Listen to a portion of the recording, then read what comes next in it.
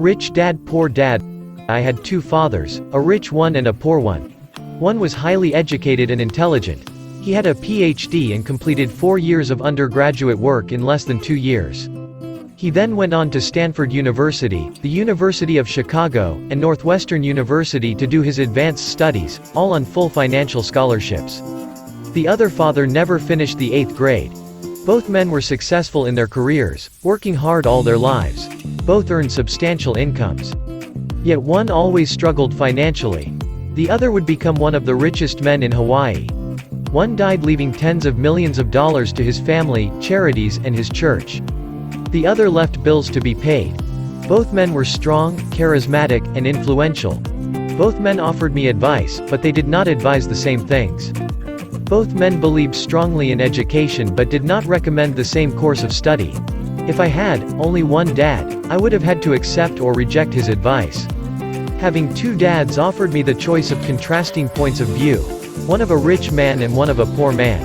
Instead of simply accepting or rejecting one or the other, I found myself thinking more, comparing, and then choosing for myself. The problem was that the rich man was not rich yet, and the poor man was not yet poor. Both were just starting out on their careers, and both were struggling with money and families. But they had very different points of view about money. For example, one dad would say, "The love of money is the root of all evil." The other said, "The lack of money is the root of all evil." As a young boy, having two strong fathers both influencing me was difficult.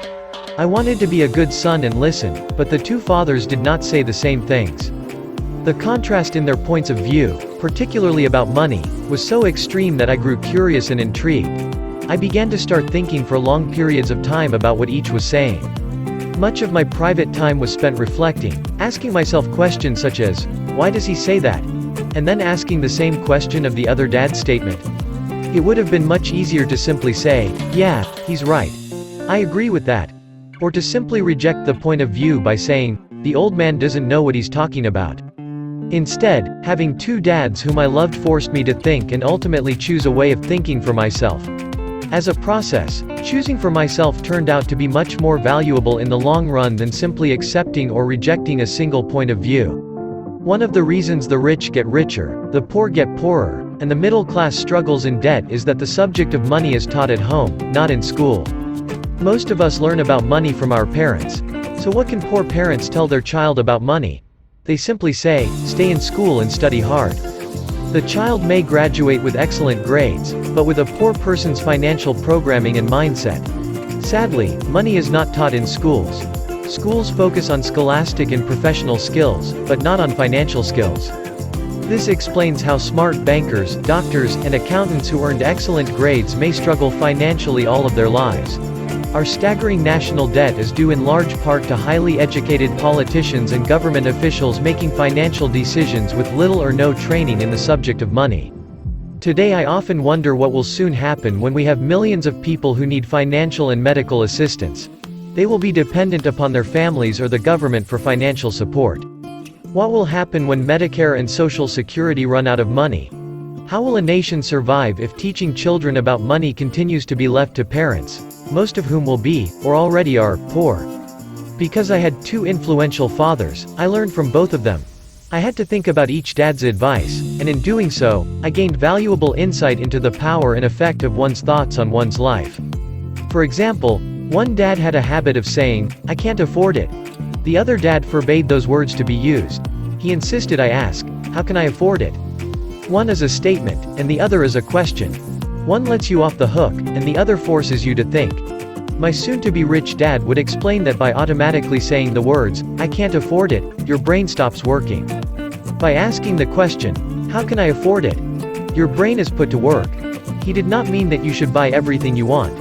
He was fanatical about exercising your mind, the most powerful computer in the world. He'd say, "My brain gets stronger every day because I exercise it. The stronger it gets, the more money I can make." He believed that automatically saying, "I can't afford it," was a sign of mental laziness. Although both dads worked hard, I noticed that one dad had a habit of putting his brain to sleep when it came to finances, and the other had a habit of exercising his brain. The long-term result was that one dad grew stronger financially, and the other grew weaker.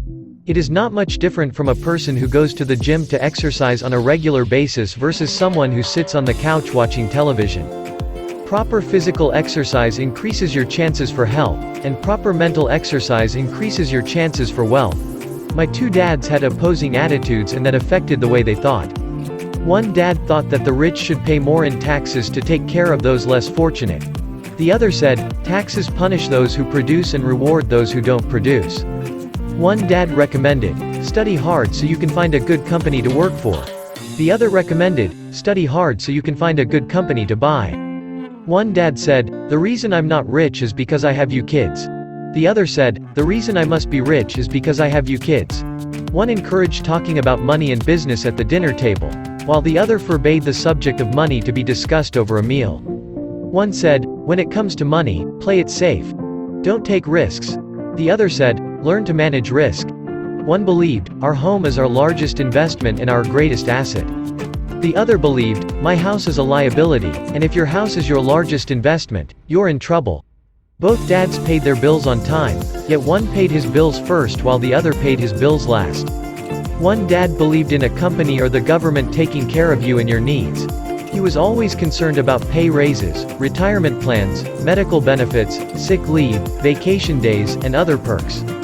He was impressed with two of his uncles who joined the military and earned a retirement and entitlement package for life after 20 years of active service. He loved the idea of medical benefits and PX privileges the military provided its retirees. He also loved the tenure system available through the university.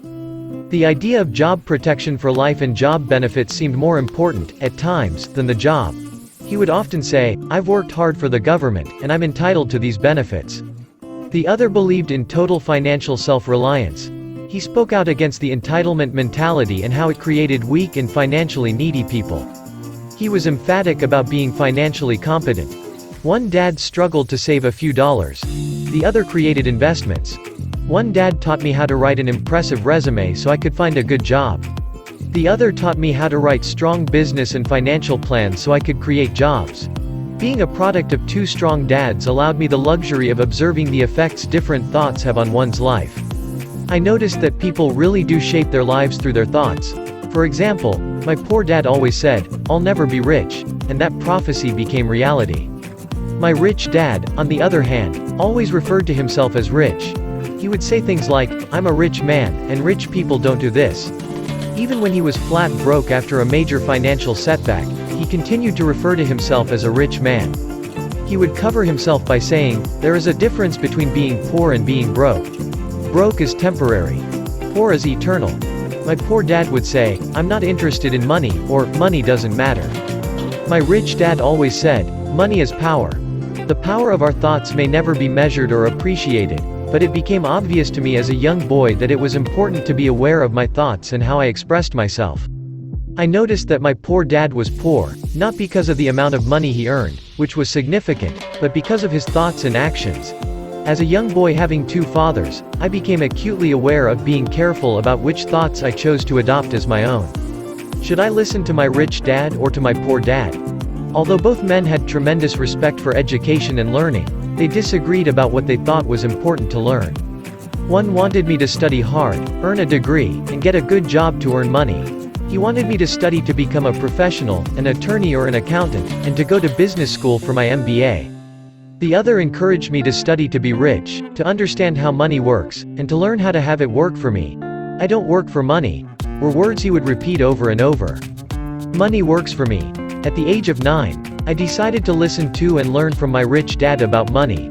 In doing so, I chose not to listen to my poor dad, even though he was the one with all the college degrees. And that has made all the difference. Over the years, I have often reflected upon Robert Frost's poem. Choosing not to listen to my highly educated dad's advice and attitude about money was a painful decision, but it was a decision that shaped the rest of my life. Once I made up my mind about whom to listen to, my education about money began. My rich dad taught me over a period of 30 years until I was 39 years old. He stopped once he realized that I knew and fully understood what he had been trying to drum into my often thick skull. Money is one form of power. But what is more powerful is financial education. Money comes and goes, but if you have the education about how money works, you gain power over it and can begin building wealth. The reason positive thinking alone does not work is because most people went to school and never learned how money works, so they spend their lives working for money. Because I was only 9 years old when I started, the lessons my rich dad taught me were simple. And when it was all said and done, there were only 6 main lessons, repeated over 30 years. This book is about those 6 lessons, put as simply as possible, just as simply as my rich dad put forth those lessons to me.